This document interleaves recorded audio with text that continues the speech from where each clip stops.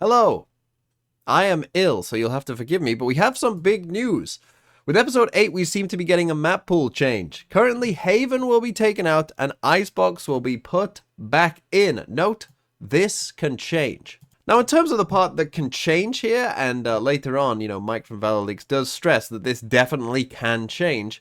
I think when we're looking at what will change, it will more so be the map that's coming out, i.e. Haven in this instance, and the Icebox almost certainly is getting put back in. I doubt that they would, change the map that's coming in, but the map that's going out obviously could be changed at any point. And so if it wasn't Haven, the map coming out, like this tweet suggests, I think obviously the other example that would be taken out that's not one of the newer maps or hasn't been rotated out thus far is Ascent. And so we seemingly have a battle between perhaps two of the most popular maps in Valorant across the entire player base in Haven versus Ascent in terms of a map that is coming out. And these two maps are popular, I think, for pretty good reason. Of course, by this point, they're very familiar with a lot of people. Everyone who's played the game for a decent amount of time knows these maps very well because they've been in it pretty much from the start. And so that means that you've, of course, become very familiar with the map, and I think that that's a reason why people like these maps. And then the second reason, I think, is because they're both, to some degree, relatively simplistic in terms of maybe the way that they play out, right? All options are kind of on the table, everything kind of feels like, we can do whatever we want. They just feel kind of, maybe like a TAC FPS map should feel like, is what people often say, which I don't really know what that means, but whatever, people seem to say it, so I'll say it as well.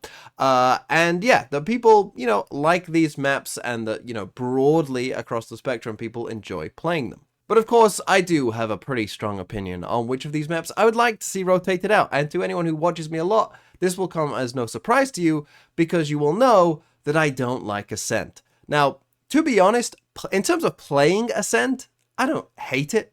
I don't love it either. I don't think it's particularly special. I think it's kind of like, okay, it's whatever.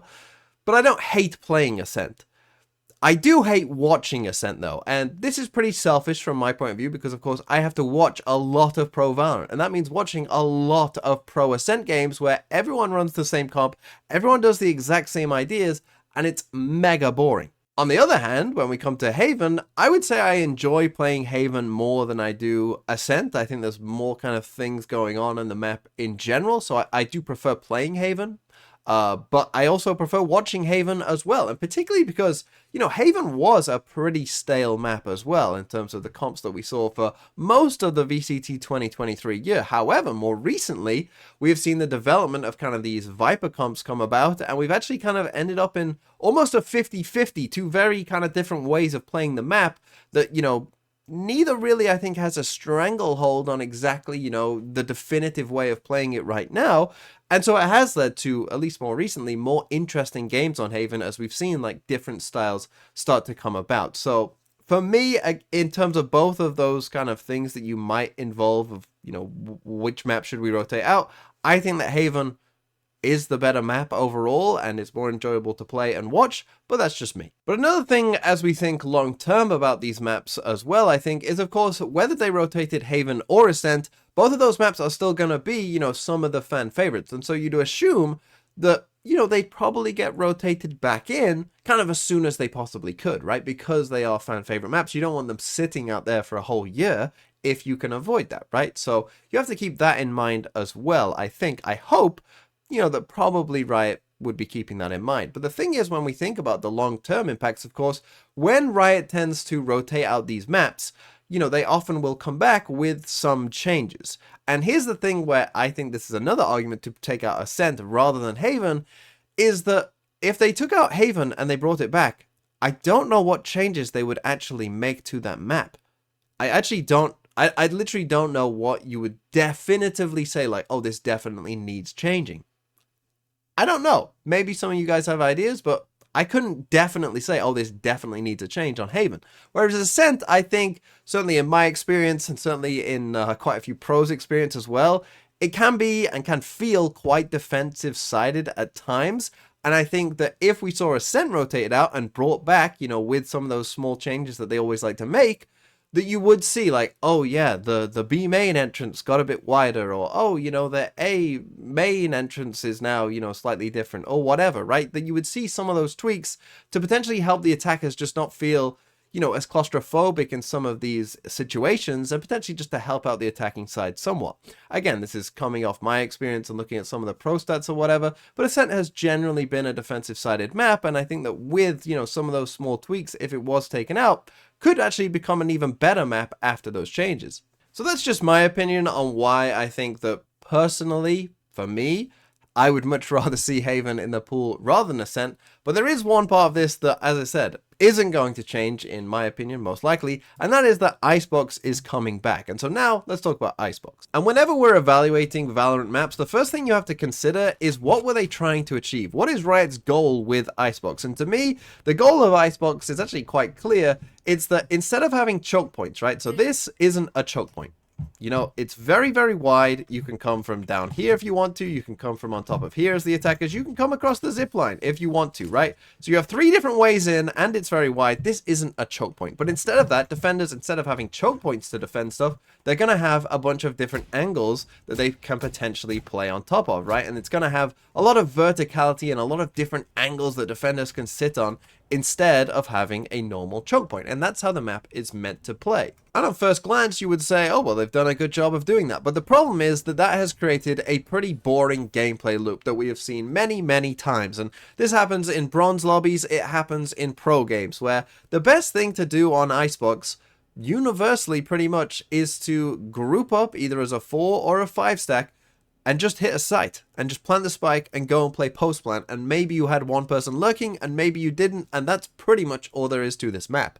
And that for me is the problem with Icebox, that we have ended up with this very repetitive gameplay loop just happening over and over again, pretty much no matter what level of the game you are at. And so, of course, we're expecting Icebox to come for some changes, but what changes can we expect? Well, for me, mid probably needs a big rework, and I actually think that they will make some changes to Icebox, but probably not enough to make this a good map yet, because I really do think this is not a very well-designed map in terms of the way it's played out. But mid, obviously, I think needs a pretty big overhaul. The problem is, again, and a large problem with the map, is why would I ever go through mid and all of the problems that you can encounter? Like if I'm coming this way and I have to look at a high-low angle there and a high-low angle here, and people can just flank me at any time from a very, very short space of time, and maybe even they're coming right behind me from an inside tube instead, right? And then I'm having to run around here, and who knows God what's going on here with this kind of little run around the rosy and this. And as I continue onto the site, maybe people are coming down here, maybe people are seeing me through this, maybe people are seeing me and coming out through there. Like, God knows what's going on. Why would I go through all of this trouble when I could just run down A and plant the spike? Why would I ever do that?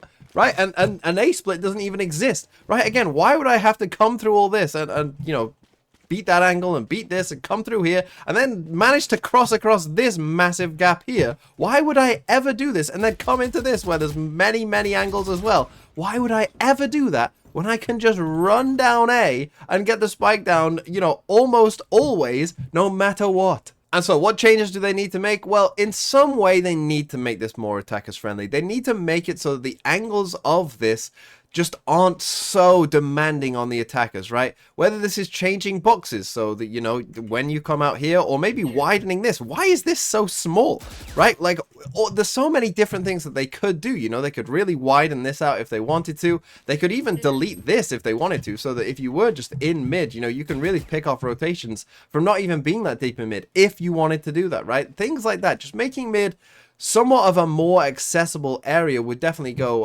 a long way, I think, to helping. But the second thing I think they have to do is just help defenders. If you're going to have this vertical element, I think you've got to, like they kind of did on the last change, right? Remember that this used to have one on each side of this for the attackers and defenders, and then they got rid of the attackers one. I think that we're going to see more of that, where you have things for verticality for the defenders that now don't exist for the attackers, right? That it's not balanced. It's not like this can go 2 ways. It's like, no, this is only for one side. Only one side can have this, right? Maybe you even, you know, remove the zip line and have some box here that still allows you to jump on this as the defenders, right? Like things like that, where we've still got vertical elements for the defenders, but we're maybe removing some options for the attackers. I think that that is a good way to do this for both A and B as well. I think it could definitely happen. I think that that would be good, right? I think the change that I would personally make on B is, I don't know why they wanted people, you know, remember when they changed this and they added all this and whatever, and they wanted people to plant here instead to make the post plant more interesting on B? Why the hell then did they add this? Why does this square need to be here? Just cut this off at here. Like, make people actually take the site, right? If you want people to plant here, don't give them this little corner behind the box, right? Make them actually take it and just change the map to where that actually works and plays out. The reason that I think that they did this, by the way, is because I think that they realized, like, if we just have people plant here, no one will ever come to B because A will be so much easier to take than B, and we can't be, we don't have the time to fix A yet, so we're not going to do that.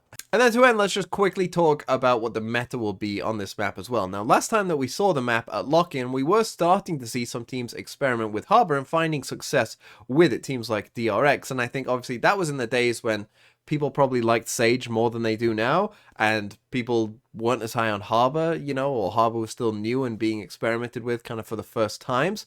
So I think you would see, kind of more Harbor in general, I think, because Harbor also, like, and we didn't see this a lot from those teams, but if you are going to go mid or try something in mid, I think you really do need double controller, and you probably do need a Harbor, to be honest, to, block off some of those lines of sight to actually make it accessible in the first place. So I think Harbor Viper would probably be, quite normal to see. Probably a lot of Sova, probably a lot of Killjoy, though maybe people would try Cypher with the new Cypher, who knows?